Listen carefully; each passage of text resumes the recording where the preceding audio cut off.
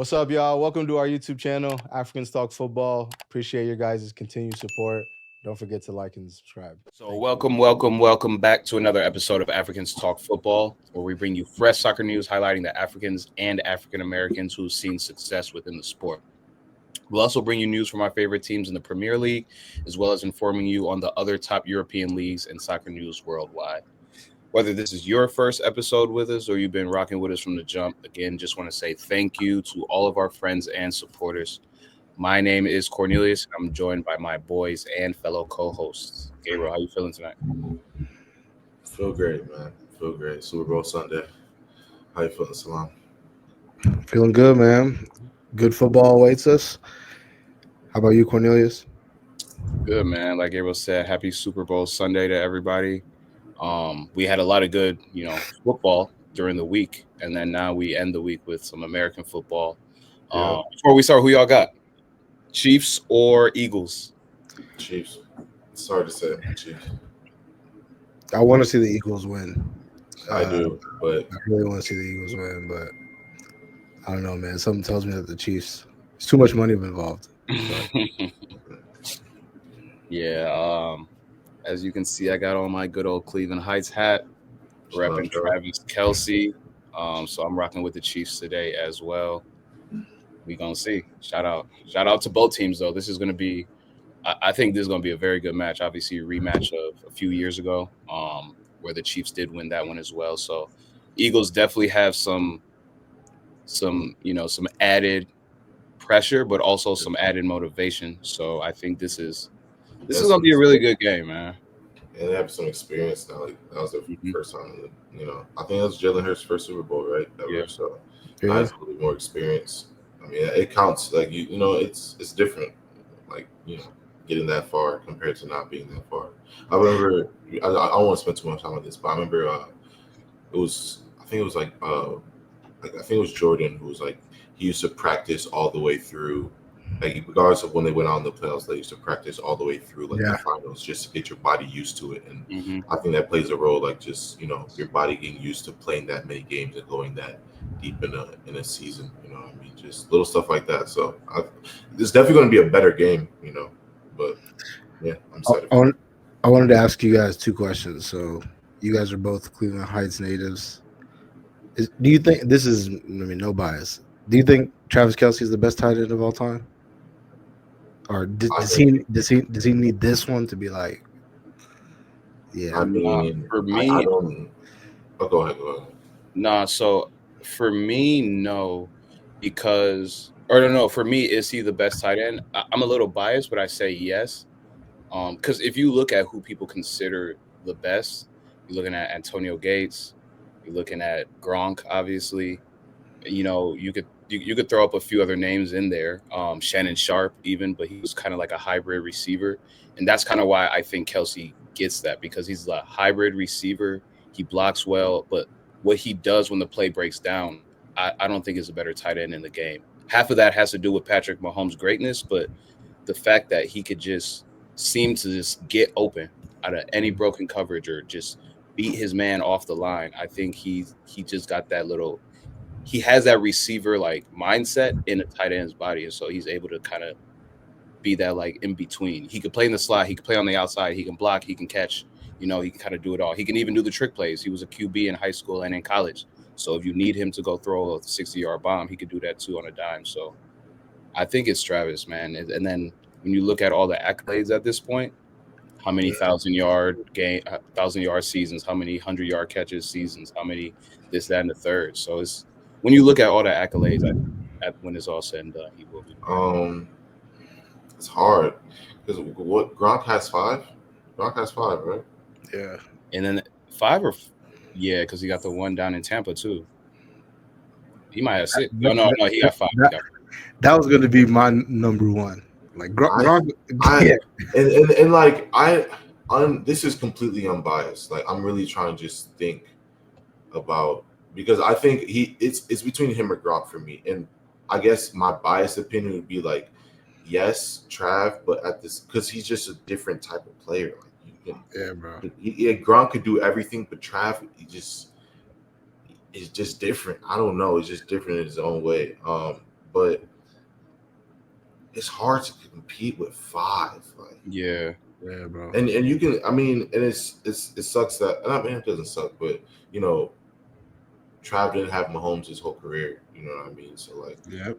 you know, Gronk had Brady his whole career. So, and Trav's getting to the latter half of his career, and Mahomes is like just now getting to his, I guess, his prime because he's still young. So, not even maybe. So it's like, you know, it's hard to kind of. It sucks because we probably won't see. Trav might retire after this, especially if they win. Like I think if they win, Trav's gonna retire. He should. They have the New Heights podcast. He's like, bro, we just made $100 million for. They just got $100 million, right? Mhm. Yeah. Like, he might Three just be Super like, Bowls. he David might just Lewis chill. Yeah, if they go 3-peat, so I don't know. It's hard to compete with 5, but I don't know. Gronk still might have it, low key, but I don't know. It's a tough decision. My biased opinion though, I still think Travis the best, but it's hard to compete with Gronk. Okay. Lastly, I guess who would you compare these two teams in the Premier League to? Is Kansas City Man City? Kansas City, yeah. Kansas City is Manchester City at this point. Yeah, Kansas City. Ever since they got City. they got a new manager and started rocking with it, you know. So The Eagles are like, Arsenal, Liverpool. nah, I wouldn't even say that. The Eagles. Yeah, I was only going to say Arsenal just because Arsenal, like they show that they have come close. Nah, and Arsenal I feel like the Eagles are more like Chelsea, if anything, because Chelsea doesn't win like 2 and 4 that often, but they'll get their one. They'll get their licking.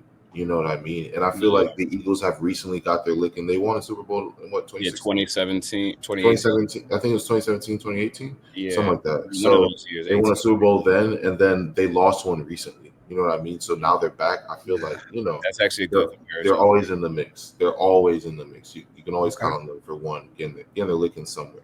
So that's why I'm like, this Super Bowl this could be another Eagles lick pretty much 10 years later, you know. Yeah. Close to a decade later. Where it's 10 like, years later. That's crazy. It moves fast, bro. But yeah, no, those were some good questions for real, because you know how I feel about Trav, man. I've been rocking with Trav since literally the UC Bearcat days. When I was in 8th grade, that's who we used to go watch Friday Night Lights up at Cleveland Heights. So shout out again the Eagles for getting there. Shout out to the city of Philly. I know this is big for that sports city, and then obviously Kansas City. You guys have become a football town, a football dynasty in these last few years. So shout out to both of those teams. Should be a very, very exciting match. But yeah, getting back to footy, before we hop into our teams and talk a little bit about the FA Cup, I did want to talk about the women's game a little bit. We know the NWSL season is preparing to start here very, very shortly. MLS is already starting to go back. I believe they started in a week or two. So we're starting to see some movement on the women's game front. Right before, Salam was telling us that Trinity Rodman potentially linked to Chelsea. We know that Chelsea's manager is now the U.S. women's national team manager. And so we already know there is, a relationship there. We've just seen Naomi Girma with the highest transfer, $1 million over to Chelsea from San Diego. Trinity Rodman now is potentially linked. It sounds like Emma Hayes is just getting the Avengers over to Chelsea. How do y'all feel about this potential move for Trinity Rodman, and what do we think this says about the women's game and just how Americans are actually getting seen on a global stage now? I think it's really reinforced what we've already known with the NWSL being one of the top leagues. It's hard for me to say that they're the top league now just because of all the movement that's been happening recently over to Europe. But unlike the MLS, I feel like some of the best players that are American that represent the U.S. Women's National League team actually play in the NWSL. And I think that obviously Naomi Girma going over there is one example. I'm not surprised to hear that Trinity Rodman is linked with them as well too, especially with her connection with Emma Hayes and Emma Hayes' connection with Chelsea. I think it's a great idea to essentially put all them together. Like, why not?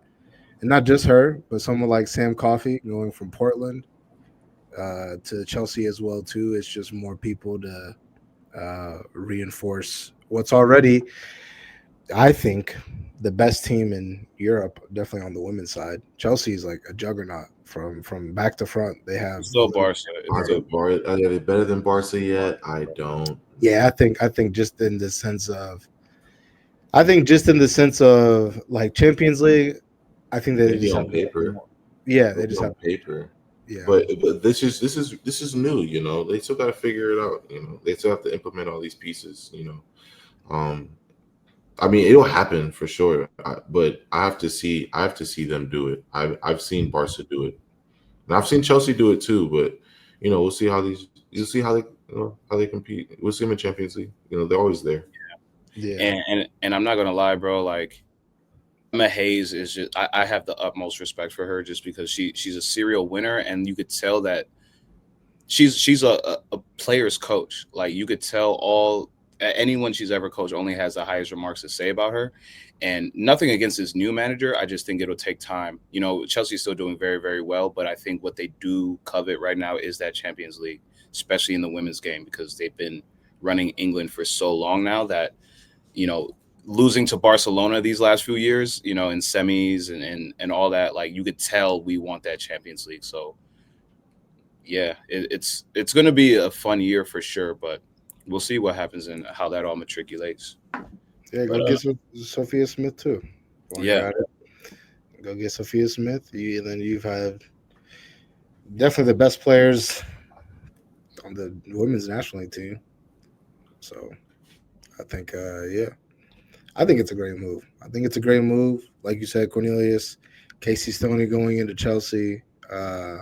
It'll take her some time to adjust, but I think between just her background, her experience in England, and then just having Emma Hayes in her background, in her back pocket, like you said, Emma Hayes is like that's a big card to pull, man. She has a lot of influence, definitely, and is one of the best coaches in the game. So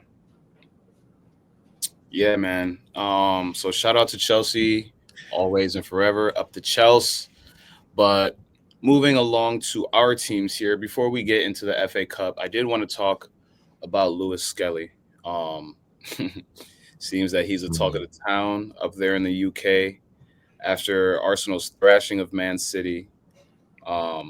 It seems a lot of media personalities took to his celebration, and a lot of people had some choice words. And we had a lot of discussions in the previous week in our group chat about what do we think this is, and is it racially charged, and all this sort of stuff. And honestly, it's getting to the point where I don't want to always say it has to do with race, but more and more and more, it seems like these racial undertones always seem to come up when it's a specific player, and we talked about how you see Jamie Vardy throwing the guns, and how certain or Foden doing certain celebrations, and how it never really gets talked about. And then on the flip side, you see Lewis Skelly in one of the proudest moments of his young career, scoring against City, who obviously there's bad blood between these two teams. We've seen that City and Arsenal been going toe to toe these last couple of years for winning the Premier League trophy. So there is some real beef. There's sportsmanship, but there's that rivalry between these two teams. And so for me, when I saw him, kind of do the Haaland celebration, I just said, yo, that's part of sportsmanship, like not sportsmanship, but gamesmanship. That's part of the game. That's part of sport. That's what we like to see as fans of the sport. Yeah, we know that City's better than us, but today we got the better of y'all. So I'm going to go and gloat a little bit. There's nothing wrong with that. It's not like he went and said anything derogatory. It's not like he went up in his face.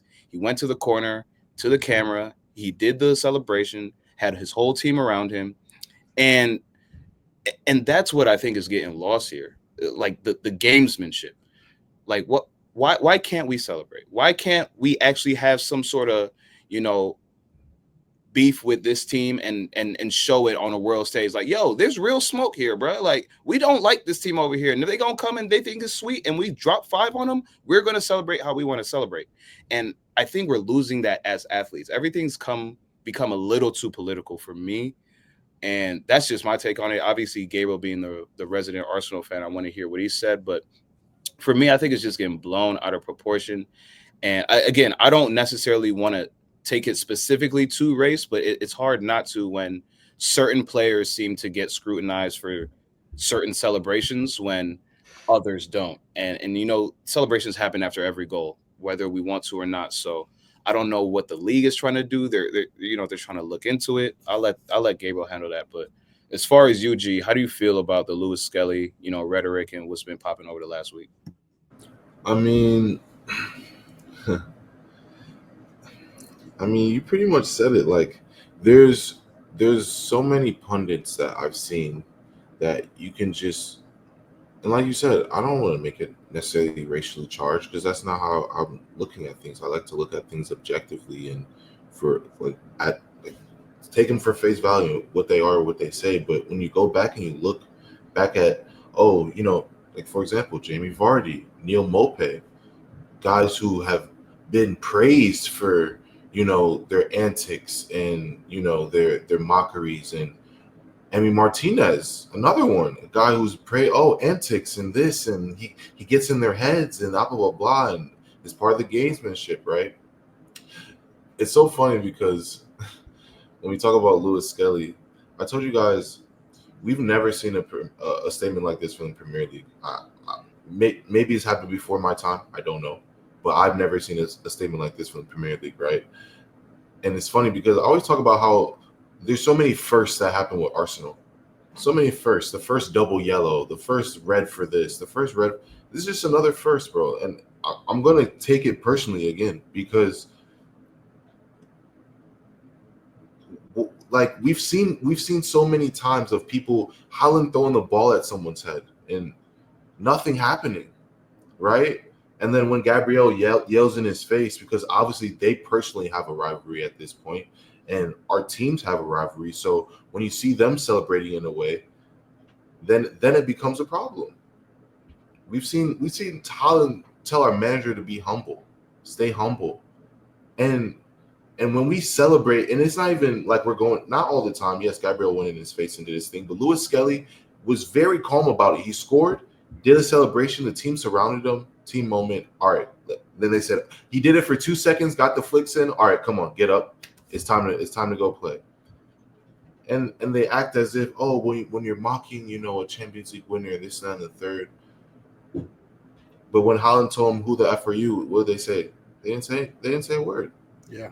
You know what I mean? And to a point, yes, Haaland can he can talk his talk. He's won pretty much everything at this point. You can't take anything from him. But when there's a team rivalry, and obviously this has been going on for a couple years now, it's gamesmanship. It's gamesmanship. We don't talk about Vardy. We don't talk about Neil Maupay. We don't talk about Emi Martinez. It's part of who they are. Their acumen, this, that, and the third. All of that, right? But when it comes to certain players, now it's an issue. We see the guy, I forgot the guy from Everton, his name. I can't think of it right now. But he did the Flying Eagles. What skin color is he? He got a card. For what? Maybe Vardy just did that a couple weeks ago. Nothing was said. Nothing happened. Njai, Lillian. Yeah, Njai. Thank you. I can't remember his name. Njai. Lewis Skelly does this and is very calm. Very calm. And it's talked about. It's mockery. It's this, it's that.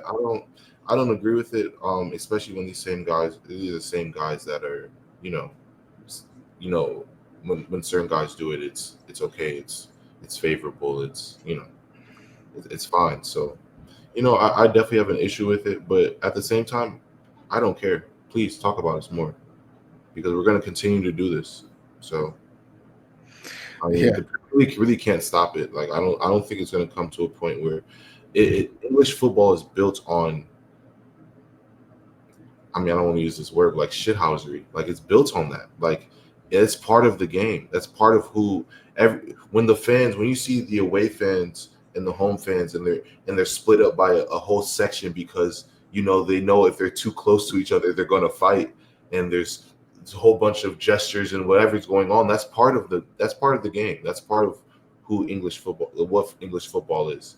And I think it'd be a huge loss to not be able to let players celebrate. And I'm not saying, yes, there's a point of taking it too far, and everyone knows when you take it too far. But Lewis Skelly's celebration was never too far, ever. It was never far at all. I think throwing the ball at someone's head a little bit too far. Like, it's a whole physical action. But no, I don't think any of these celebrations are too far. I don't think Vardy's seagulls were too far. I don't think in Jai's his celebration was too far. I don't think any of these guys' celebrations are too far. Because then at that point we can't do mass, we can't do the balloon, we can't do anything at this point. So no, stop it. It's nonsense. I think it's just pundits being pundits, and it getting really blown out of proportion. And I think they just let teams go back to doing what they do. We all know when it's overboard. We all know when it's overboard. We can all agree about that. We let Mateta kick the the corner flag. We don't call that overboard. That's just part of it. That's people have been doing that for how long now? So we're gonna start taking that away for what? For what? No. And no league. This is only the Premier League. No league is. Come on, no other league is even mentioning or even close to having this conversation. So no, it's absolutely ridiculous. It's being blown out of proportion. Let the players do what they need to do. And when a yellow card is supposed to be a yellow card for celebration, we'll all know 99.9% of the time we'll mostly agree with it. None of these are worth talking about, honestly.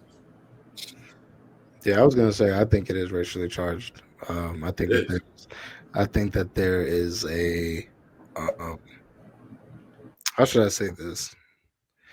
I think people over there and over there, I mean, those people who say that we don't know anything about football.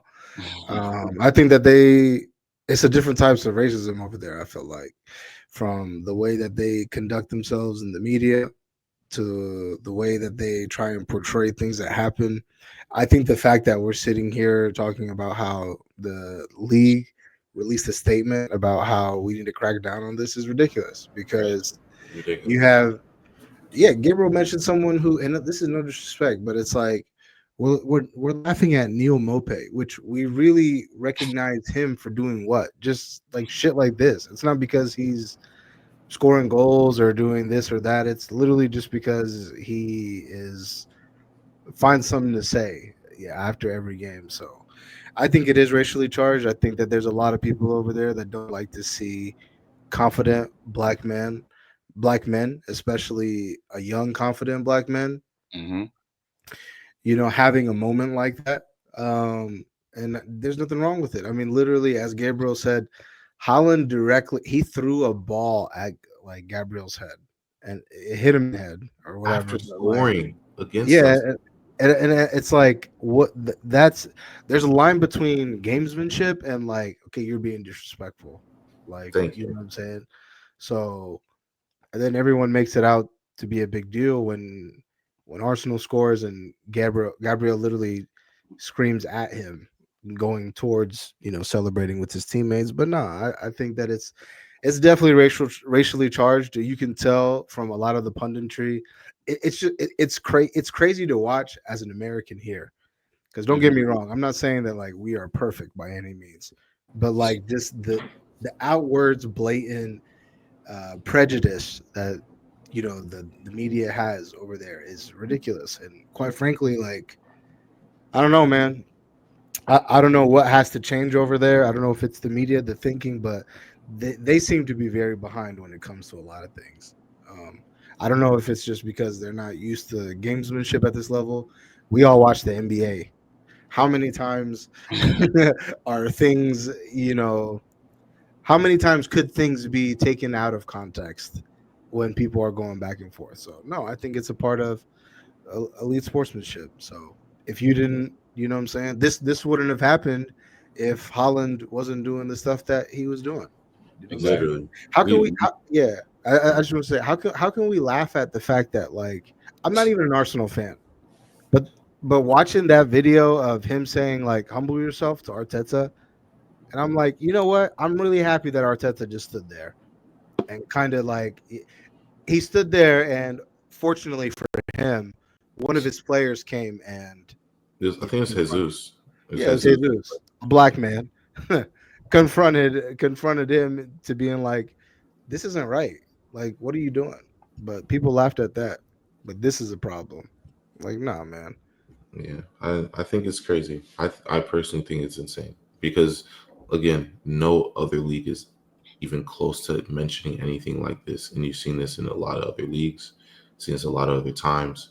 It's happened to a lot of other players, but once another African American male gets yellow carded in a match, and then another African American male has another good performance and scores, and does the same celebration as a prominent player in the Premier League who isn't African American, then it's an issue. Now they have to release a statement. Is it going too far? Like, it's ridiculous that because pundits made something a conversation that the league put out a statement. It wasn't even like reported to the league. Like, it was one yellow card in this moment, and pundits talked about it, and the league released something. That's all it takes. Yeah. A yellow and somebody talking about something that a couple pundits, a couple Fox Sports and Sky Sports, really? That's crazy. Wild to me, honestly. And now that I kind of put in that perspective, but Yeah, no, and to put even more perspective, it's crazy the rhetoric behind it because I can't remember exactly who it was, but one of the pundits is saying, his whole demeanor and his whole stance behind this was, who are you, Lewis Skelly, to go and mock a player who's achieved everything? So that's to say, if you're a player who's achieved everything, you're allowed to get away with what you want. You're allowed to go and speak to teams that may have not achieved as much as you and say, be humble. Say, hey, F off. Hey, you're not allowed. Just certain things are, putting a player on a pedestal because he seems to have won everything does not give him the right to go and be disrespectful and on the other side, and it's just like, oh, this guy has won everything, so he's allowed to do what he wants. This guy hasn't won anything, so why would he go up to a Champions League winner, a Premier League winner, and think that it's okay to mock him? Players like this, I understand why, players might get hurt. It's like, why would you say that? And just hearing that sort of rhetoric is why you kind of have to look at him like, bro, is this really you speaking from, an analytical standpoint, or is there something else behind there? Because what you're saying doesn't really have anything to do with the game at all. Now we're blowing something out of proportion. So, these guys know what they're doing. The media knows exactly what they're doing. And it's tough that when they see something like that, there's no real discussion. It's just, we pick the stance, this is it, and this is how it has to be. And I can't get down with that. The British media has a lot of influence. We've seen that. They have a lot of influence. So it's tough when, they pick and choose who they want to highlight, for good or for bad, but I feel like this is something that we'll continue to see, and hopefully we can try to, just, I don't know. I don't want to say nip it in the bud, but I feel like when things like this happen, there has to be some sort of, I don't want to say backlash, but we need to see some sort of coming together of saying, hey, this wasn't all that it was hyped up to be. I would love to see Arsenal, Arsenal did a good job of putting their, backing up Lewis Skelly. So for me, I feel like their team has said, hey, Lewis Skelly, we got you. But outwardly, it's just, I don't know. It's tough to see that a player so young in his career is already getting this type of scrutiny. It's just, I Yeah. don't know. Yeah. No, I mean, it needs to be called out, which is, part of the part of the reason why we started this platform, to highlight stuff like this. So, um, we'll facts. definitely call it out here, and we'll say what needs to be said. But they know what they're doing, and half the time, what's sad is they usually got earpieces in with people telling them what to say. So, what I'm saying, this is an issue from the higher up, from the higher ups, whoever they may be. Absolutely. But as we continue to talk about our teams, want to go ahead and talk about the FA Cup. That we did not have any Premier League matches this week. We, had the FA Cup domestic trophy Game started last week Friday. It went all the way through, last week Friday, all the way through Tuesday, actually. So I just wanted to highlight some of the bigger games, and then we can talk about our teams. So Friday, Manchester United beat Leicester 2-1. We saw on Saturday that Manchester City escaped with a 2-1 win against Leyton Orient. Newcastle with an exciting 3-2 win over Birmingham. Brighton, unfortunately, beat Chelsea with a 2-1 win. Chelsea didn't score a goal there. Only goals that was recorded for us was an own goal. So I got a lot to speak about that game, but I'll keep it short and sweet. Wolves 2-0 win today against Blackburn. Liverpool lost to Plymouth, which is pretty interesting considering they are currently sitting last place on the table in the championship. So from the first place team in the Premier League to the 20th team in the championship, 39 spots separate this team. And shout out Plymouth. They were able to get it done, man. And then Aston Villa with a 2-1 win over Tottenham today as well. So some pretty exciting matches. As tradition, losers have to go first. So I will go ahead. RIP our FA Cup trophy. It goes twice. First and foremost, Matoma just ran the whole 90 minutes. It's frustrating to watch, man. I've been asking for Nkunku to get time on here this whole season. I've been asking for Christopher Nkunku to get his spot up top or at the 10, whatever he thinks is most comfortable. Been asking for him to get more playing time. I've been asking for him to start, and he got his start.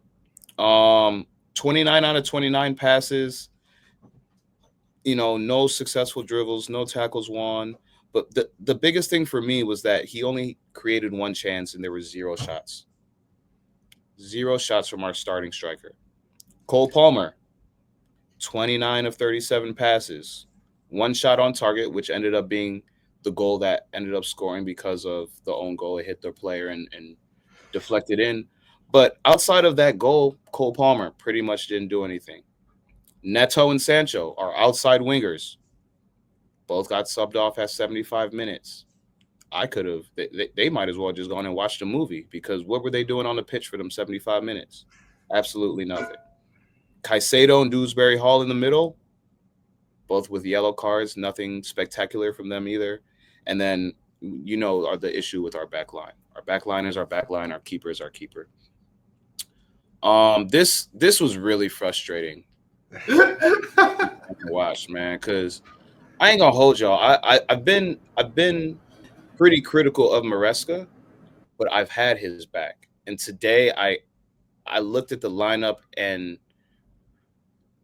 I wasn't really confident that this was the team to go win some goals or to go score some goals, especially when you start Neto. You know how I feel about Neto and Sancho. I think they're phenomenal players, but those are the players that I think need to come. Like, Neto needs to come on and give his best 30 minutes at the end of a match. I don't think he should be starting for us. I like Nani starting in that because Nani is direct. He wants to score. For better or for worse, Nani might be a little selfish, but when he's taking that ball and he puts his head down, he's going to try to shoot the ball. And in a game where we were down and we needed to get, that sort of, come on, let's go score a goal. Let's go score a goal. Even though we were up 1-0, after that goal, we didn't really press. It seems like Brighton had the tempo, like Brighton ran the tempo the entire match. And for me, again, I've been critical of Cole Palmer. Bro, you need to step up in the big games. You got your goal, and then after that, you went silent for the next 85 minutes. What happened to the combinations plays that we're having in the first half of the season? What happened to the fluidity and the fast breaks that we were very, very good at in the first half of the season? And now I'm looking at Maresca like, all right, so we're 24 weeks into the Premier League season. We still don't have our favorite 11. We still don't know who our starters are. And now what I said a few weeks ago, we're going to get to the point where these guys aren't really comfortable playing on the pitch with each other.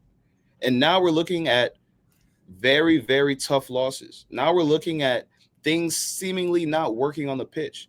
And a Chelsea fan on Twitter or YouTube, I can't remember exactly what he said, but essentially he's saying because Maresca hasn't figured out our 11, everything looks so discombobulated right now that even our prime player, Cole Palmer, isn't able to put out 10 out of 10 performances. We haven't seen Cole Palmer with an 8 out of 10 performance in the last 4 or 5 matches. And as we continue to slump and slump, if our best player is in a slump, that kind of sends a reverberating, oh, well, Cole Palmer can't score. Cole Palmer isn't getting assists. Who's going to do it? Nicholas Jackson isn't scoring. Who's going to do it? And when you look at Sancho, you know what we got. He's very, very good at dribbling, but when it comes to putting the ball in the back of the net, he's had his issues. When you look at Neto, he's had his issues. So now I'm looking at this Chelsea team like, all right, we're out of the FA Cup. We're out of the Carabao. We no longer, the only chance at a trophy we have right now is a Conference League, which I don't really hold in any esteem right now. And I'm fed up, bro. I'm totally fed up because last year we were in a position primed and ready to fight for trophies this year, domestic trophies. And now we're in a spot where we're in 4th place, but in the league, we know how tough it is. Domestically, we can't win any more trophies. So as a Chelsea fan, I think this year is already looking like a C-. Even with Conference League? Like a C-, bro.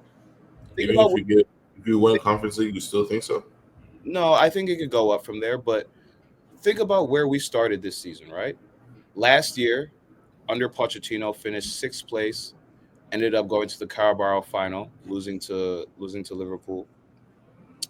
And, making steps to where, okay, this team actually this team has finally figured each other out. We actually got boys who are willing to pass each other. We're finally seeing some chemistry between players. We get Maresca. We have a whole summer. We bring in some new players. We get Reece James back. We're starting to, find a little bit of favor in that December. Our December didn't end how we wanted, but up until December, we were looking like a top 5, top 4 team, somebody that could actually go challenge Liverpool and Arsenal. And ever since December, ever since we went through that slump, we haven't been able to figure it out. And that's on Maresca. And again, I completely think it's because we don't know who our starting 11 is. When we go into these matches and we need to go win a game, who are those 11 warriors? It's been different every time, whether it's a FA Cup, Carabao, Champions, or Conference League. We don't have a standard 11. So a lot of from the outside looking in, it might seem like I keep complaining about this and how our starting 11 always changes. But that is a big reason for me why we can't find the same chemistry that we had and why we aren't building on some of the positives that we had in the first half of the season. But I don't know, man. Chelsea for me right now is just disappointing because week after week, I don't know what Chelsea I'm going to see. I don't know if I'm going to see the team that, can score 4 goals or a team that has to rely on Cole Palmer when he's not having his best day, or if this is a team that's just going to stink it up. And it's frustrating because we started the year off so positively. You would think that even if there was a slight dip in form, that we would figure out and get back on track. But right now, it's just tough being a Chelsea fan because week after week, we don't know what Chelsea we're going to see. And for me, that's my biggest issue. It's a. I mean, it's funny because we just had this Cole Palmer conversation like 3 weeks ago. With Mike, he was so passionate. Yeah. I mean, I hate to talk about Mike when he's not here. No, let's do it. But I mean, this is the same conversations that we were having. I mean, I wholeheartedly think, and it's funny because I was literally just talking about about this with some of my teammates today. Like, you can have a goal and an assistance. Let me not go too far, but you can score a goal and still have a bad game. Like, I'm sorry, I'm not a believer in just because you got a goal, you had a great game, or just because you got a goal and an assist, you had a great game. Like, yes, you did impact the game in a way that got us that goal and that assist, and we're thankful for that. But you might have done so many things wrong to put us in bad positions that today it didn't hurt us, but other days when we play other teams, it will, type of thing. And we've been seeing that from Cole Palmer a bit. If I'm being honest, on the stat sheet, it looks good. Stat-wise, it looks good, but when we truly need you, you don't provide what we need. Like, yes, you might get us a goal that maybe gets us back in the game, but where was that for the first 60 minutes? Or where was that when we need you in this moment or that moment? We need you to be better. And yes, this is, we're getting back a little bit, but I don't know. This season, I don't know. Maybe it's a sophomore year slump a little bit, if I'm being honest. And I think every player he he's getting, I don't know. I want to say he's getting figured out, but he's struggling at the moment. I think he's still providing, he's still getting goals and assists, which is great, if I'm being honest. And it's good. It's good that we're talking about him in this light, because this is like the stature that we're putting him at. We know how good you are, and we know what type of player you really can be. So even though you're still scoring and maybe giving the occasional assist here, there's still so much more that you can do and that we see that you can do. And it's not that you're saying that you're playing terribly. It's not that. Like, you're still giving decent performances, but at the same time, I'm there's holding so you to a much. higher standard, though. Yeah, I'm holding you to a different standard because I've seen you do certain things that are going to hold you to a certain standard. I'm going to hold you to a standard of Saka. I'm going to hold you to a standard of Foden. I'm going to hold you to people in your age group and age area that are, that are able to do these things. And so I'm happy that we're talking about him in this light. But now that we're giving him these, now that you're at a certain level for us, now you have to like uphold a certain standard and a certain consistency, and we're not seeing that from him recently. So I don't know. It's just funny how the conversation shifts after 3 weeks, but 3 4 weeks. But Yeah, I mean, for me, man, I think he, just like a lot of players, I feel like are going through a very bad run of form. I think for him specifically, I think he's a victim of his own success, the success that he's had the past, I'd say, year and a half. Because when he came to Chelsea, I don't think anybody would have predicted that he was just going to be this goal output machine in terms of goal and assists. I think those numbers, I don't want to take anything away from him. His numbers certainly got inflated a little bit with the penalties, but like I don't see how uh like he's not someone where I'm looking at like I need a goal or assist from you every game. I think that like we hold them to this facts. standard, at least for me. We hold him to this standard because of the incredible season that he had last season, where he was just contributing left, right, and center in almost every game. But for me, I think it's just more so of a product of the people around him really quite aren't contributing.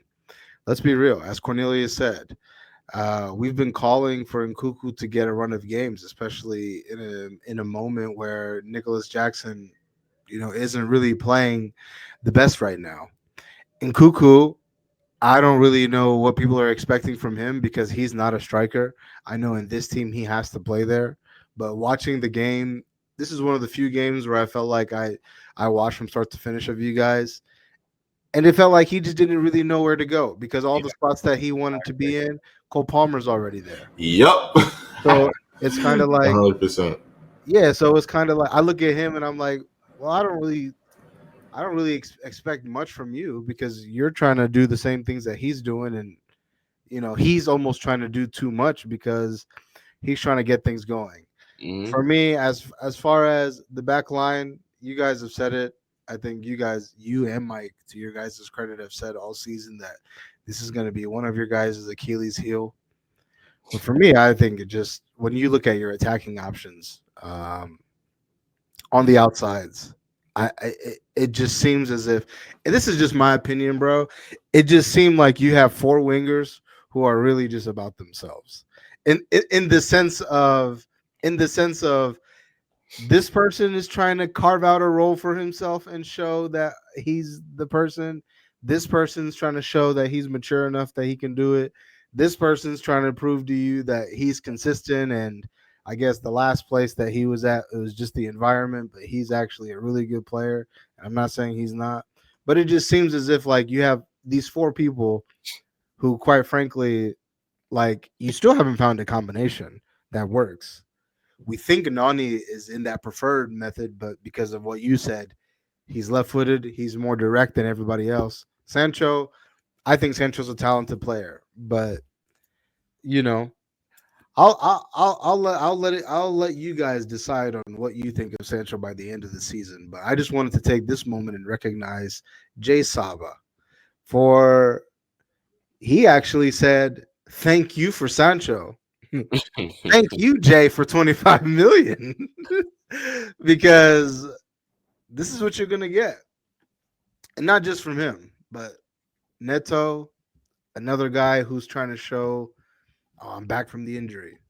Well, Madueke, same thing. You have your issues. So I really think if the other players around him, especially in the attacking sense, because defensively, we know at this point you guys are going to have to score more than 2 goals a game between your back line and your keeper, who spots goals. Like I just feel like if those other 3 areas, the striker and the other 2 attacking, wingers were playing well, I think we'd have a different narrative around Palmer right now. But I don't see how me personally, I don't look at Palmer as someone saying like, hey, I need 30 GA from you every season going forward. Like No, and I agree with you, bro. That's not who he I agree. should be. I don't think he came to Chelsea with that mindset of I'm going to be the guy that gets 20 goals, 15 assists. I think he just wants to be that central player, and we build around him. But just like you said, man, a lot of these guys play for themselves. They're trying to carve out a role, and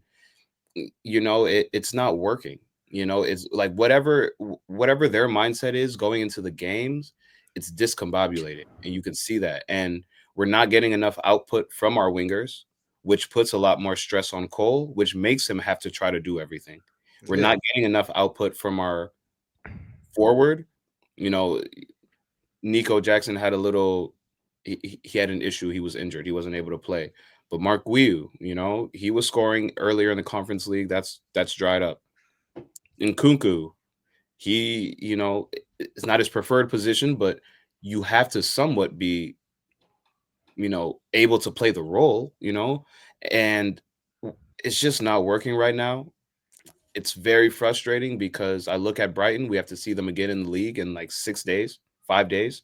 So this is the same team that just beat us. Are we going to be able to come back and now put on a new face? I don't know. But I agree with you, Salam, and I agree with you, Gabriel. These are the conversations we should be having about Cole Palmer. And again, I don't think he came into the Chelsea team expecting to be the guy that was going to be our leading goal scorer, but it's tough when you aren't getting enough output from, your boys who are playing with you, and now you have to feel like you need to go above and beyond in order to get games. And that's what it seems like. It seems like he's trying to be Superman, and he's not able to do everything on the pitch right now. Think about him, bro. He went from an environment to where he was not the best player on the team, nowhere close, and now it's like he's been catapulted to a point where it's like, damn, bro, like none of you guys you can't give me nothing. Yeah, anywhere. But yeah, man, it's tough. But I guess our FA Cup, hopes are gone with the win. But there's always next year. Always. But yeah, to get back into it, United was able to squeeze a little 2-1 win against Leicester. United has been very, very, very up and down. It's been tough to kind of get a read on them since Amarim's come. But just like Salam says, and it's frustrating because we've been recording this podcast for 5 years now, and you kind of always allude to this, and I'm starting to understand why y'all United fans act the way y'all act. You guys somehow figure it out in these competitions where, you just have to play one game. You just have to play one game and move. Play one game and move. These domestic competitions seem to be kind of your bread and butter these last 4 to 5 years. If we look at how you guys have seen some sort of success, as bad as things seem right now, you guys are still chugging along in the FA Cup. I believe you're still in the Carabao as well. So just how do you feel about, your cup conquest at this point? Because y'all seem to be okay there, but in the league, it's complete 180. Yeah, I mean, I think, like I said, I think the biggest issue with us is our consistency. I think at these one-off games, I think we have a better chance because, quite frankly, it doesn't really matter how the job gets done as long as the job gets done. So, we escaped Old Trafford, which is crazy because we play like we play terrible at home at Old Trafford. But we escaped Old Trafford with a 2-1 victory over Leicester with a Harry Maguire goal that, quite frankly, was offsides. But thank God that there was no VAR this round. Shout out to whoever the team was that kept that rule from happening. But no, man. I mean, as far as I mean, look how we got here. We beat Arsenal in overtime to, what I'm saying, to get to where we are now. It's never straightforward with United, but I alluded to this last week. I really just wanted to further on my point this week.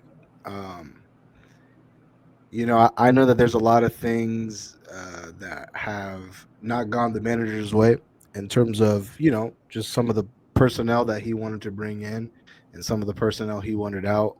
But, with what you have, I still feel like you can make good decisions. And quite frankly, it's always like 2 steps forward with him, and then we're taking 3 steps back. We just bought an outside back who's going to play as a left wing back for us. There's literally nobody in our team aside from Lissandro Martinez and Luke Shaw that's left footed, and you still continue to put Delo, a right footed player, to play as a left wing back, and now you're putting this new kid Dorgu in, who's a left footed player, and you're playing him as a right wing back. Teams now, they don't even defend Delo when he's in the attacking third. They just leave him open. The whole point of these outside wingbacks is to isolate whoever that defender is on the outside.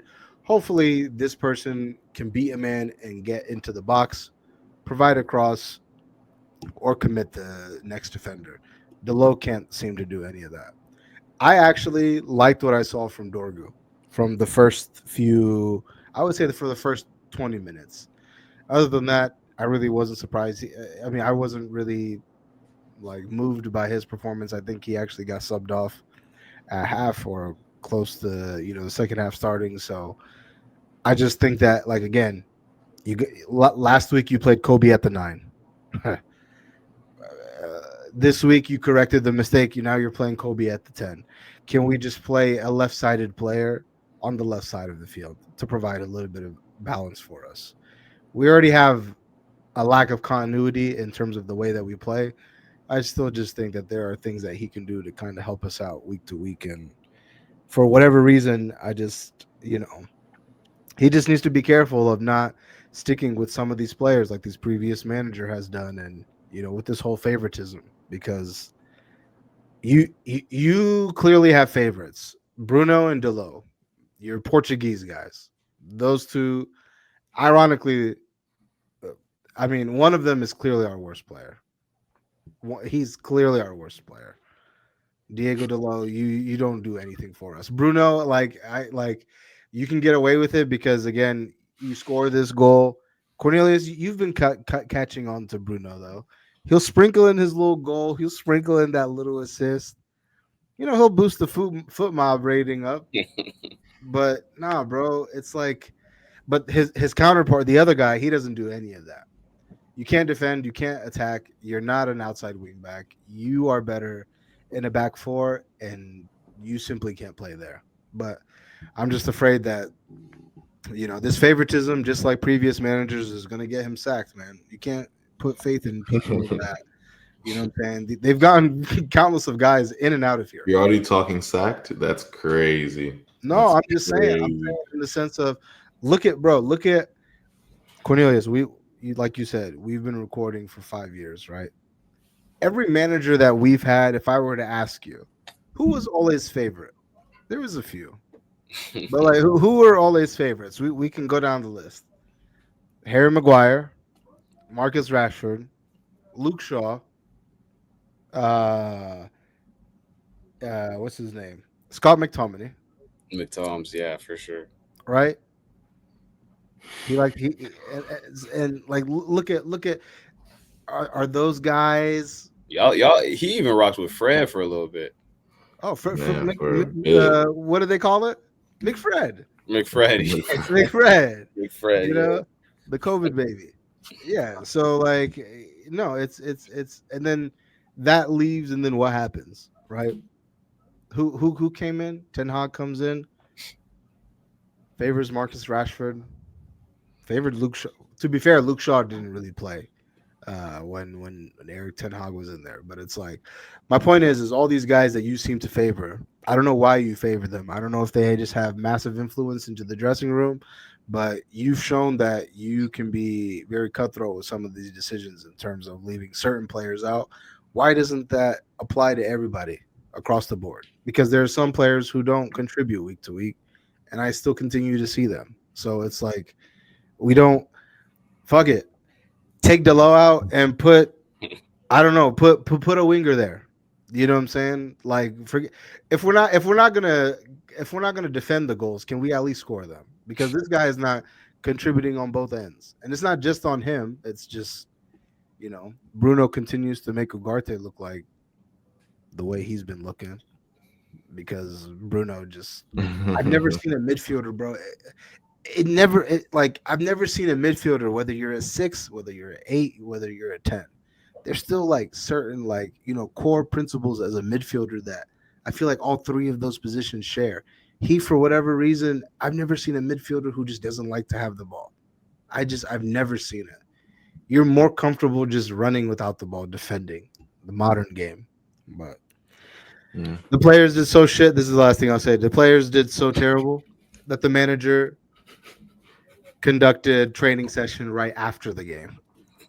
He said, "Yo, you guys are not going anywhere. Don't take your cleats off. We're actually gonna pull the goals a little bit closer, and we're gonna run through some stuff." So I think that these things just go above and beyond. He goes above and beyond to show that like he's not happy with what he has. But with that being said, I still feel like you can make better decisions. That's fair. You guys, man, always never fail to surprise, but you always surprise. Yeah. If I'm being honest, it's weird. Semifinal. Liverpool's knocked out. That made me feel real good. Yeah, I was gonna ask about that. How do we feel about Liverpool getting knocked out? Seriously, because that's massive. It's weird for how, and they're exactly the complete opposite of y'all. For how great they've been this season, top of the Premier League table, top 2 in the Champions League table.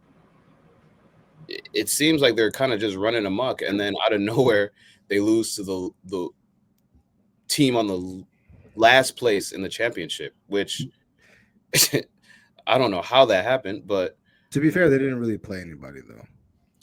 Correct. They had some guys out. Luis Diaz played. Jota played. They didn't play anybody. They had some guys out there. But I'm like, come on, look.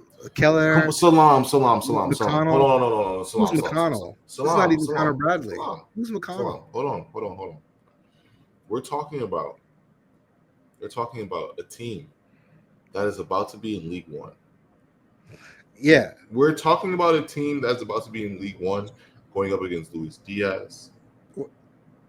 That's third division? League One? Yes, League One. It's third division. Luis Diaz. We have Jota playing. That's it. We have Chiesa played. No. Stop.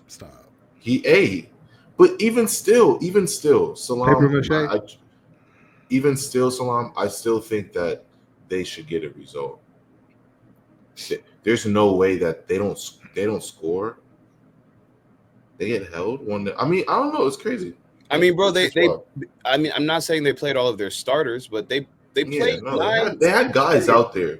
They had to 8 do or something 9 against the players, bro. They had Darwin came on. Elliott, Kwanzaa, and Gomez. I know that's not who starts in the back, but that's not. These guys, but Salam. These guys have played in the Prem. These guys have played in the Champions League. I know we always make fun of Simicas, but this guy has Endo played. Come on, like these are first. This is what happens when you play. We just talked about we gave him no, Salam. No. Just because Salam. Their second team is better than Plymouth's fifth team. I'm sorry, I don't have I hear you. any. I don't care about any of like their third team is probably better than Plymouth's first team. I'm not hearing it, bro. Well, we talk about Endo and Gomez and Kwanzaa, Tismac, Diaz, Jota, Chiesa. Come on, they had guys that can go in there and get the job done.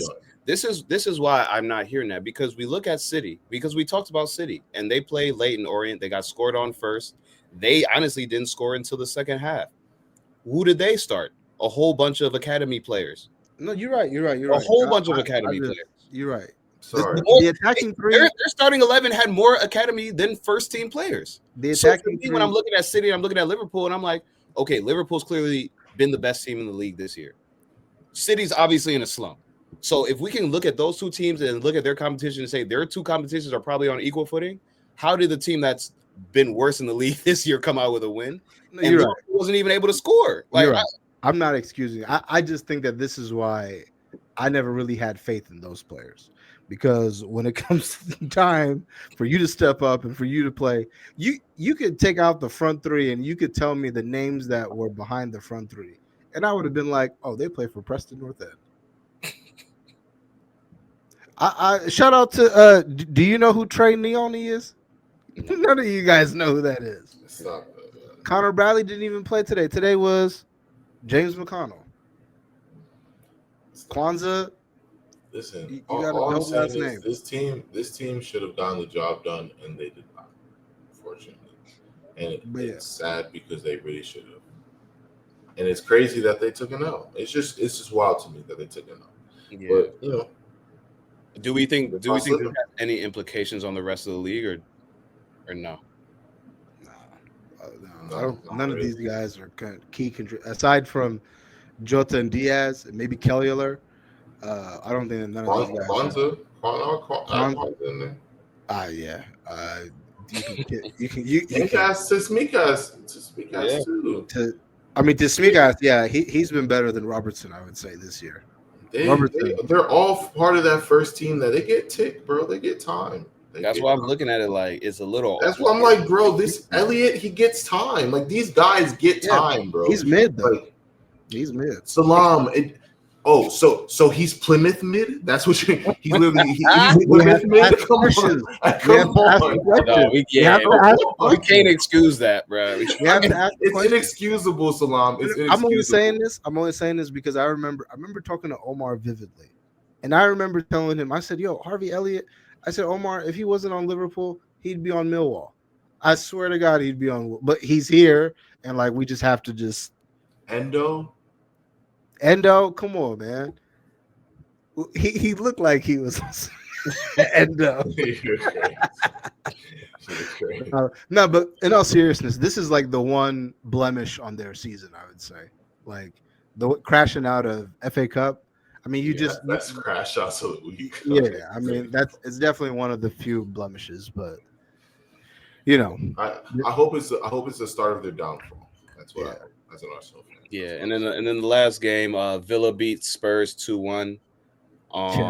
Matthias Tell with a good goal at the end. He it's been a tough start for him, but in his two matches, he's looked good. Honestly, for me, he's looked decent in his the time he's had on the pitch. It's just Spurs right now. I don't think they're in the best spot, and it's tough for them to get wins right now. I just want to say this has to do with Tells, but what a dumb move from Spurs, like business wise, on this deal. Oh my goodness! Can we please? We haven't had a chance to really talk about this. Yeah, we can talk about it. Mattel's great goal today, and it was consolation goal. Great goal, though. You've been like quietly balling and doing your thing for such a quick transition. But Spurs, Levy, look me in the eye. $10 million you had to just pay. That's pretty much like it's not a transfer fee, but it's a fee they had to pay on the deal. I don't know how much of their salary they actually have. It might be all. It might be all. Right, I'm not sure. Spurs? But it might be all. They're tricking. Spurs. It might be all. And there's no buy clause.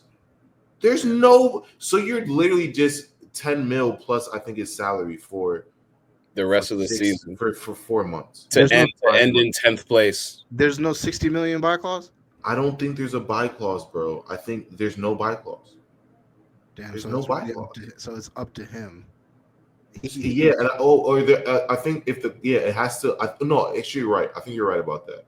If there is a buy clause, but it still has to be up to him. So if he doesn't want to go there, then no. They're so fun. That's desperate, bro.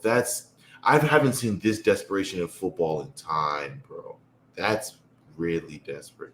But outside of that, he's been balling. He's been doing this thing. It's hard to transition from anywhere to the Prem. So, to have these type of performances this early is great. But ultimately, will he want to stay at Spurs? No, I think. And sorry, not to cut you off, but like when you're at Spurs, I mean, you'll get a taste of the London life. But honestly, I feel like this is just a show off period for him. Like for other teams to be like, look what I can do in the Prem. 3 months, I come out here, I ball. Yeah, I'm on a trash team. Not really. Well, they're kind of trash, honestly. Yeah, I'm not on that great of a team, but I can play, and maybe he might get I'm not saying, but he might get a big 6 bid. A top team in the Prem bid because Tottenham might put up that 60, but what if United come and put up that 60? What if Chelsea come and put up that 60? What if Arsenal come and put up that 60? Like they've put themselves at such a disadvantage. Like it's such a disadvantage from Spurs, and then he can be like, you know what? I might just go back to Bayern and just win everything and be in Champions League and go far. He has options. It's honestly from Tell's standpoint and his agent, great move. Honestly, love it. I love the move. Yeah. I love the move. It's such a power move from his standpoint because he has all the leverage. Literally has all of the leverage. No team has any leverage over him. If Bayern going to have to take him back regardless. Spurs, if they want to put the money up, he still has to say yes. His agent, everyone has to say yes from his camp, and it's a test period for his Prem trial to see what other teams can do, and other teams can easily come in at that 60 or put up more. You know what I mean? So, and not even just Prem teams, other teams around the world.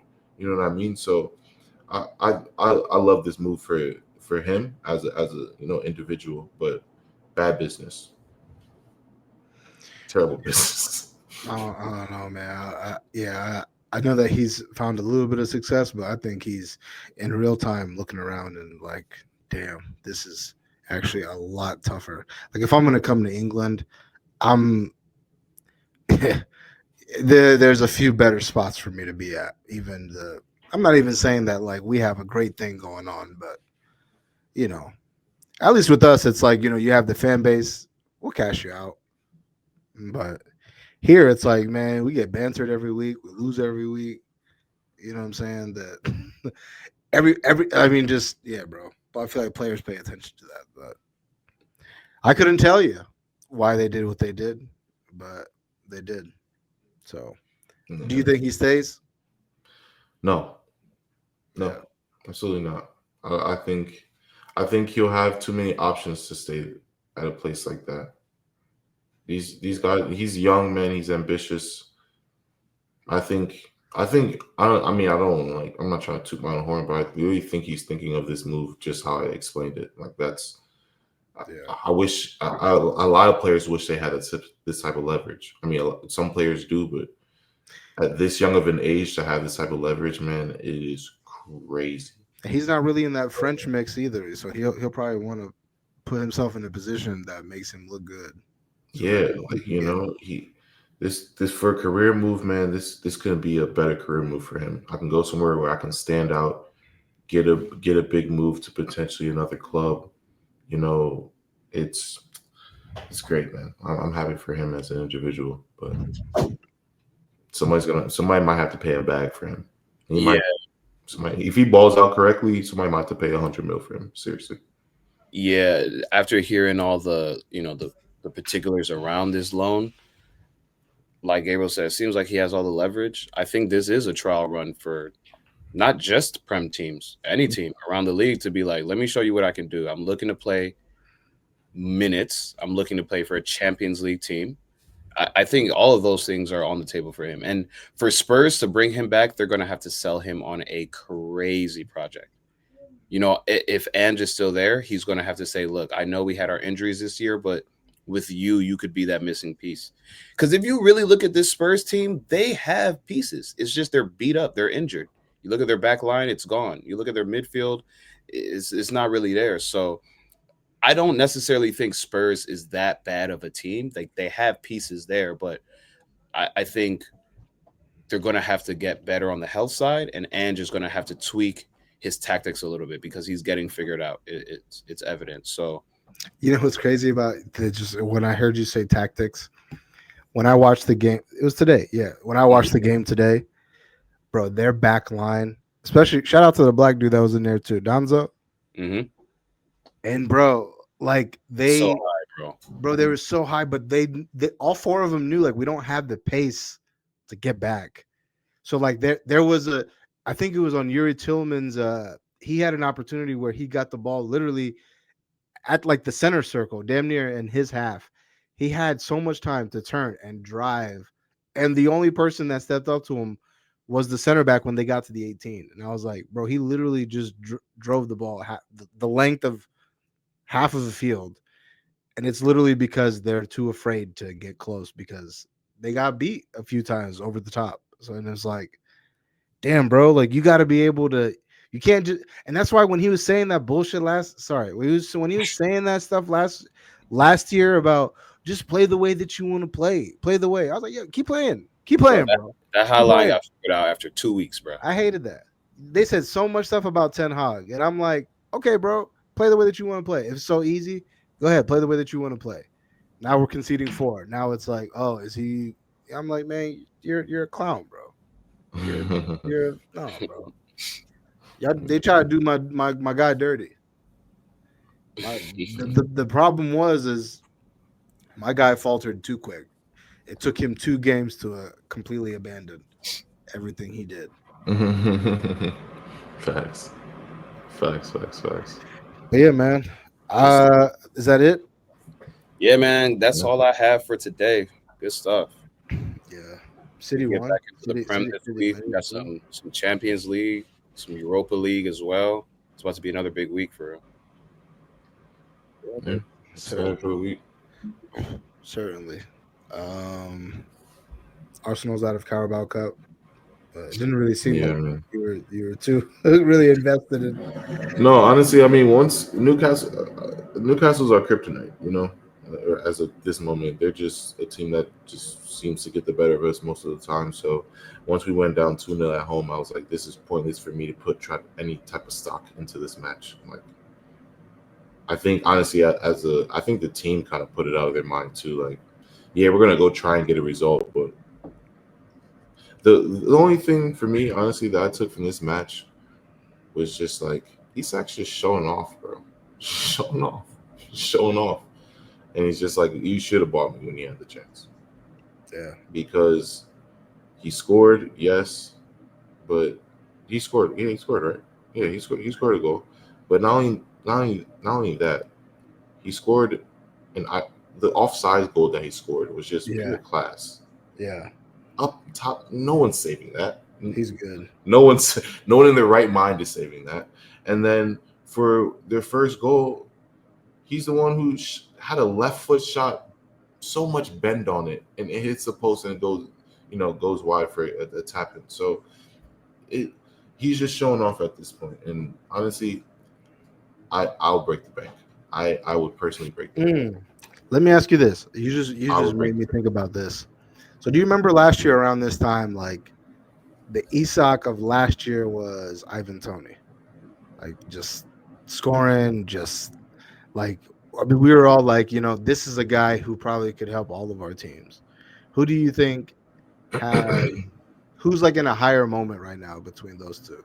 I would say Isak, because Isak has been doing this in the Prem for longer. I've been talking, bro. You can go back. Review the footage, man. I've been talking about Isak for how many years now? No, yeah, I was just asking because Tony, you Like, put me on to Tony. I didn't yeah, even. no, for sure. And yeah, Ivan Tony's been that's my come on. Ivan Tony's always going to be my guy, for sure. And he scored a lot of goals, and he came to the Prem and did a lot of what he did in the Championship in the Prem as well. But he only did it in the Prem for how long? You know what I mean? This is Isak who, besides even with injuries, you can see that it's a different type of sauce when it comes to Isak. Bro. It's a different type of gravy. You know what I mean? And this is a guy that when he doesn't even have that many injury problems, but when he's on the pitch, you can feel his impact. He glides. He can play left. He can play right. He can play down the middle, which is his best position, and he will provide goals and assists. And when he's confident, he does things like this. He scores 6 games in a row. Bangers He's too. clinical. He it's on. When he gets it's to the point where when he gets 1v1, it's like, oh, it's a goal. When he's oh, that's for sure good. I don't have to worry about it. You know what I mean?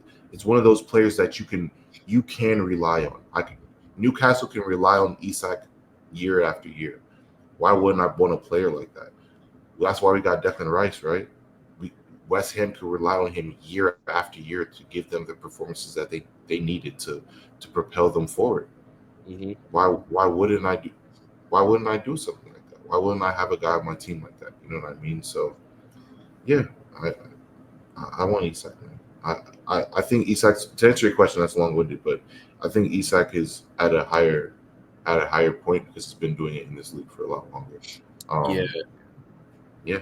And to piggyback on that point and just add a little more perspective, and I think it's tough for Tony too, though, because unfortunately he had the ban, and right when he was starting to hit his peak, right when we started to see what he was actually able to do after a full year in the Prem, he wasn't able to play. And fortunately that gave space for players like Wissa and Mbuemo, because now you're starting to see them go off. But I truly think if Tony was on that team, we would see a different Brentford. I think they would be kind of in the mix with like the Fulhams and the Bournemouths, because Tony does add that threat. Like he's going to be able to score goals. But like Gabriel said, Isak just does have that different sauce.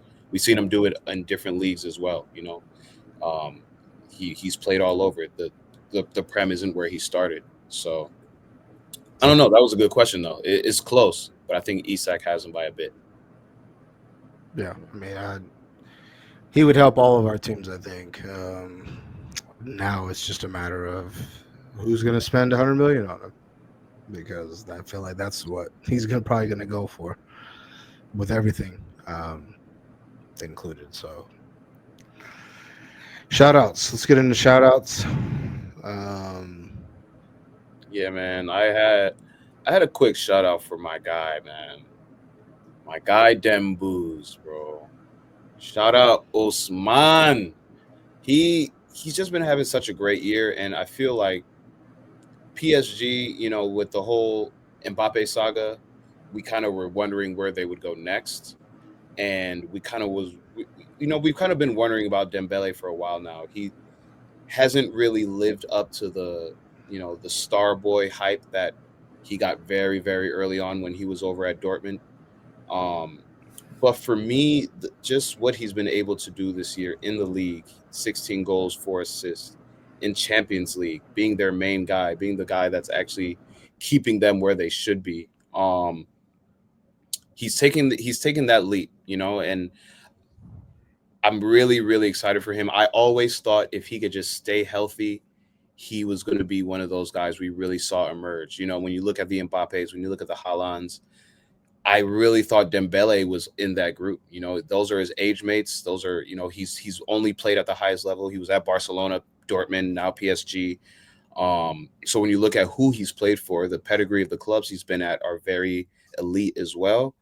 But I feel like, because of the injuries, because of the French team and how good they are, we've always kind of seen him take like a secondary role, kind of be the 1B player or the 2A player.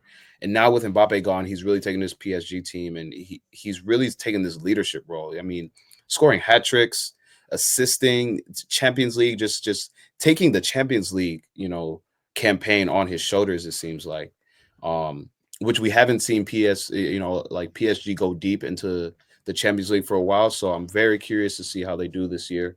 But just want to shout out Dembooz, man. He's having a great year over in League One, League On. Just wanted to give him his props.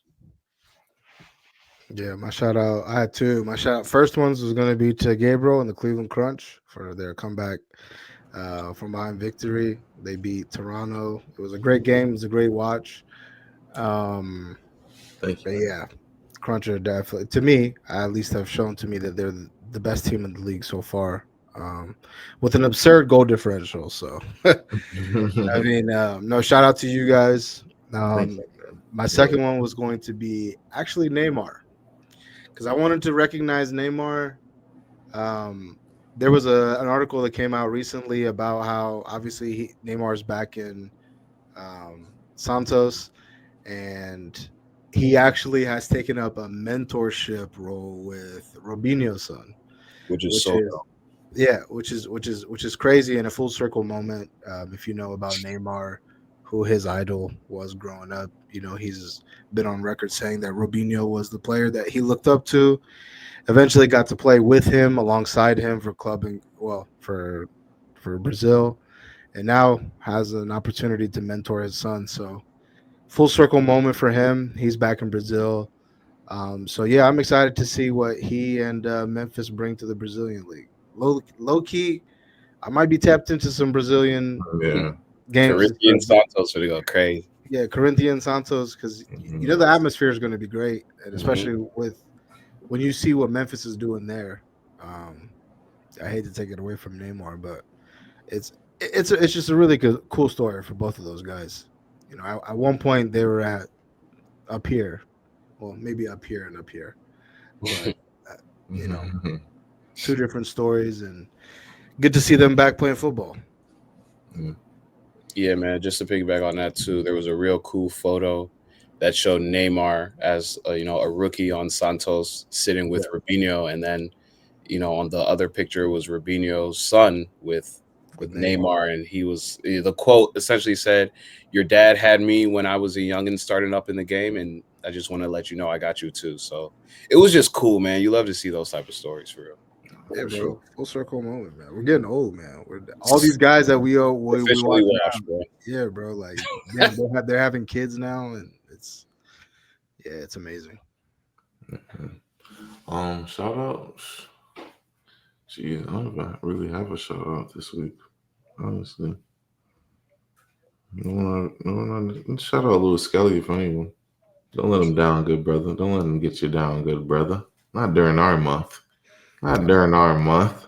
Yeah, Come on, man. So if anything, Lewis Skelly. But yeah, no real shout outs, man. Who y'all got coming up this week? I know. Do you have a Champions League match or no? Not this week. No. It's the little play-in tournament. So oh, right. yeah. So no Champions League matches for me. Yeah, it's just playing. So I know like Madrid's a big match this week. Stuff like that. But yeah, no, we don't play. So the weekend we play Leicester away. It's the league. Fully expect 3. Yeah. and get in and get out. So I don't know. Yeah, I'm expecting Leicester. Wow, I'm curious to see how this little playing situation works out. This is City Madrid. Wow. Madrid, yeah. We have some good matches, Some teams can get caught slipping, bro. Yeah. So Juve, PSV. Okay. How is PSG playing Brest? Wait, no, this is Champions League. Isn't Brest the League One team? Yeah, I don't know how they got. I don't know how that. Yeah, I don't know how that works out like that. See, and that's the thing. I feel like those league to league matchups shouldn't be happening, right? Or maybe because it's a new format. Yeah, maybe it's because it's a new format that they don't even expect this to happen anyway. So damn. So this is why Liverpool lost on Wednesday. They play the game in hand versus Everton. That's why we didn't see anybody. Yeah, no, for sure. I mean, but it's okay. They might get caught slipping. It's a team that, just a little spoiler. It's a team that I think that could get caught slipping. if Champions League. this team plays out of their minds at home, yeah, Bayern. Oh, like against Celtic, yeah. Yeah.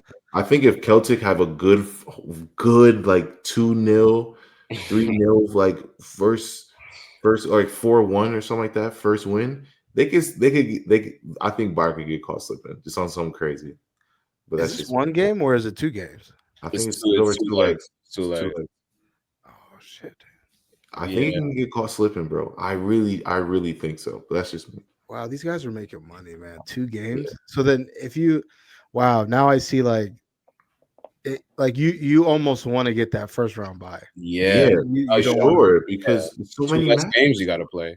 That's why That's crazy. that's why I'm like very happy that Arsenal does not have to play these 2 legs. Like, Yeah, United was top 8 too in the Yeah, no, now that I'm realizing, yeah, I was just for our sake, like bro, wow, I'm so happy. I'm so happy we just took care of business because we don't want to play these extra 2 matches and then have to play 2 matches all the way through until the championship. Like, absolutely not, dude. On top of trying to compete for the league, yeah. no, we're good. We're at exactly where we need to be. I don't want the extra match. We see Brighton on Friday again at Brighton. Oh damn. Um, I really have no clue, fam. Y'all just stayed there? Yeah, y'all didn't go back. Yeah, if I was Maresca, I would have been like, no going home. We're Yeah, just gonna stay training after here. after. Yeah, I would have been on the same type of time hammering. Yeah, don't we booked it for the whole week. Just get comfy. We're in Brighton. Yeah. But Okay. I honestly think I don't want to call GRG because I don't see that in us, but I do think this will be 2-1 in our favor this time. Because I think when it comes to the league, we actually have something to fight for when we're looking at top 4. Did And you I feel call like GRG last game? I did not. I called GRG on the game that we won, sir. Okay. I thought we both had called GRG on our game. No. Trust. Not that FA Cup. But no, I think that Maresca actually. I mean, because he said something after the game. He said, "Now that we've lost, all we have to focus on is Conference League and top 4," which is kind of a loser mentality. I hate that he kind of said that, but at the end of the day, he's right. You know, now that we're out of these domestic cups, Yep. top 4 has to be the goal. Like, it's top 4 or bust for me now, and then Conference League. Let's add some silverware. You might not make it. All right, let's relax. It's crazy because top 4, you really might not make it. Oh, they're talking about Conference League. Yeah, no, sorry. top 4. No. Top Top 4 is. I've been saying that all year. It's going to be a battle. I mean, in New York, I said I fully believe we will finish in 5th place, and I still truly believe that we'll finish in 5th place because of where we are right now. But I think top 4 is still attainable. Okay. Well, battle of the 2 mid-table teams.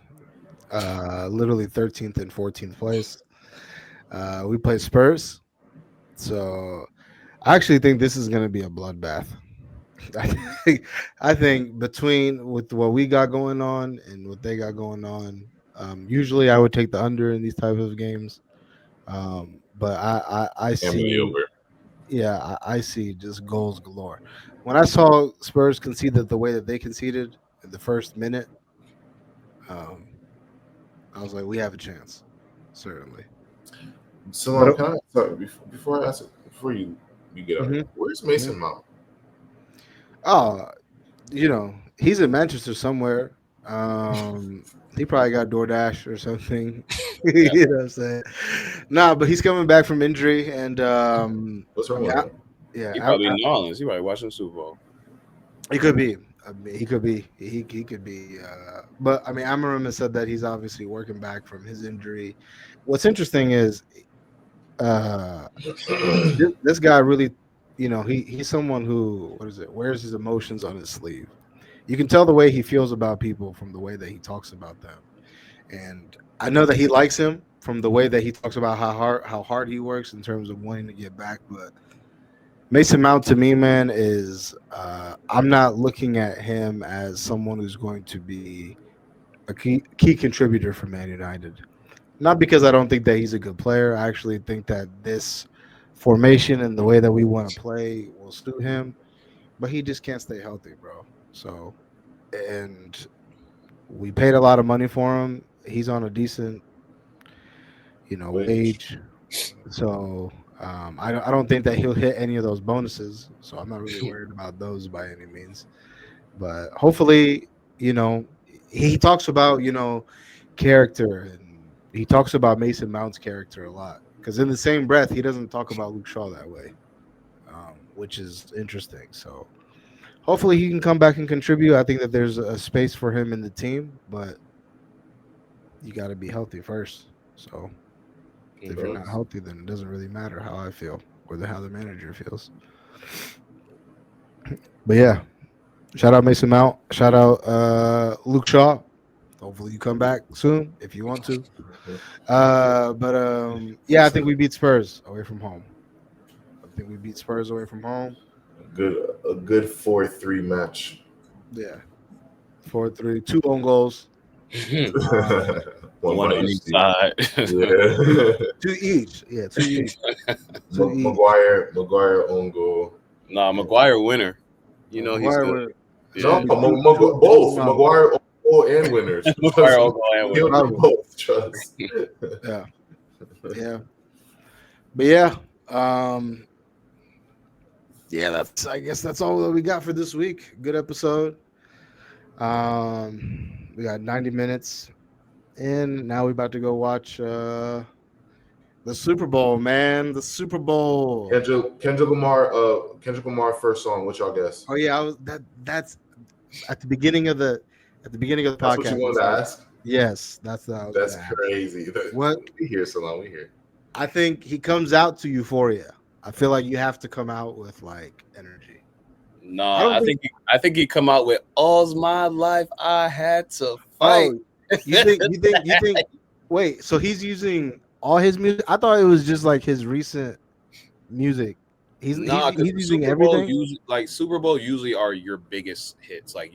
Because you got to think about it. Everybody in America's watching this, so he has to play the songs that get the Target commercial run, and he has to play like the biggest songs. So he'll probably get out of his most recent album maybe 1 or 2, but not like us 100% playing. Yeah. I think he opens and closes with "All Right" though. He be opening with "All's My Life I Had to Fight," Okay. and then they kind of do a mashup because SZA's supposed to be performing too. So I don't even know when she hopping on stage. I think. Dang, what's the song? I literally just had it in my head. I don't think it's gonna be all right. I think it's gonna be "If Pyrus and Crips all got along." You probably cut me down. I think it's gonna start with that, and I think it's gonna mash into. I think it might mash. I don't know. That'd be a good intro to but take it back. I think it's gonna start with that, and then intro like mash into another song. I can't think of what that song could be. I don't think it'd mash correctly with "All Right," but I don't know. I think he's gonna start with "Pyrus and Crips" though. I really do. Yeah. Now that I'm thinking about it, going back to one of his original songs would be like, you can't do Money Tree. He needs to do something. That's why I said Euphoria. You got to come out and like, you got to come out and be like, because you know damn well who he's doing the performance for. You know what I'm saying? Like, this isn't no. Yeah. I'd be looking at the camera. You know what I'm saying? But yeah, I just can't wait till he does. What was the one song that on GNX is popular right now? Top on TV off. TV off. Or Squabble Up. It's one of the, I think Squabble. TV off. We're gonna hear TV off for sure. What if he did a mash from Pyrus and Crips all got along from that to Squabble Up? Though that would be crazy. Yeah, it's just like he has a lot of songs that are gonna sound good with concert, like like in that live performance. Yeah. So it's like what he opens up with is really gonna be crazy. I ain't gonna lie, They Not Like Us is gonna be like, yeah. I was gonna tell Mike, man. I start standing up and start, hey. Yeah, man. I was gonna text Mike like, bro, I'm big on Drake, but I'm about to be crip walking in my living room. But yeah, man, it should be a good one. That one's definitely gonna be Yeah. Who would you compare them to in football right now? Who's like hot? Who's having their moment right now in football? Who's Kendrick? Is it? I don't want to say. Not really Mbappe. It's not really Vinny. I would. I mean, Jamal. Yamal. Ooh, He's young though. Salah. Salah, yeah, that's a great one. I like that. I like that one. And then who's Drake? Who's like you was Who was hot? on top, and then we like maybe Kevin De Bruyne. Yeah, I don't know. I actually kind of like that one. Cristiano. Nah, he ain't for that. Oh wow, Get us out of here. Get us before Yeah, we want to get Get us disrespectful. out of here. Yeah, get us out of here. No, he ain't Cristiano. I'm just, Get us out of here, man. Get us out of here. all right. Appreciate everybody for tuning in. As always, we appreciate your guys' continued support. Good luck to you and your